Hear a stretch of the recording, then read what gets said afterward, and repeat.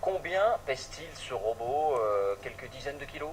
Absolument, c'est vraiment ça la question. Sur Terre, il pèse 100 kg, donc il est très stable. Sur la comète, il ne pèse plus que 1 gramme. Lorsqu'il voudrait éventuellement forer un petit peu dans le sol, il serait propulsé dans le vide spatial sans espoir de retour, d'où l'intérêt, dans l'importance qu'il soit véritablement ancré. Espérons qu'il y arrive. Alors s'il se rétablit, s'il arrive à se poser correctement, quel est son programme dans les prochaines heures? Qu'est-ce qu'on attend de lui? Vous avez raison, croisons les doigts, normalement il va y arriver. Alors, il va mener tout un tas d'analyses, de mesures de l'atmosphère. Il y a une multitude de sondes sur ce petit module.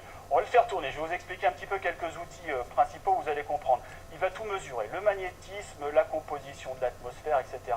Il y a par exemple cet outil, vous voyez cette colonne blanche, en fait, en bas il y a un forêt qui va aller puiser des échantillons du sol qui seront analysés. On continue la visite.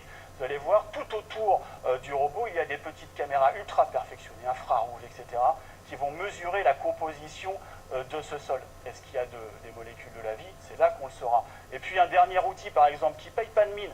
Sur la gauche de votre écran, vous apercevez juste une petite barre comme ça. Elle permettra de radiographier l'intégralité de la comète. C'est un laboratoire hyper perfectionné. Il évolue dans un univers très hospitalier. Quelle température fait-il là-bas, si j'ose dire? Alors, pour bien comprendre ça, on va vous montrer la comète, David, parce que c'est très très irrégulier et tout l'enjeu est précisément ici. Regardez, Philae est ici, en haut de la comète. Quand il est au soleil, il fait moins 70 degrés, c'est supportable, là-bas. Moins 70. Moins 70 degrés. Quand il est à l'ombre, dans ces coins que vous voyez un petit peu plus noirs, eh bien il fait moins 150 degrés, autant vous dire que le matériel est soumis à rude épreuve.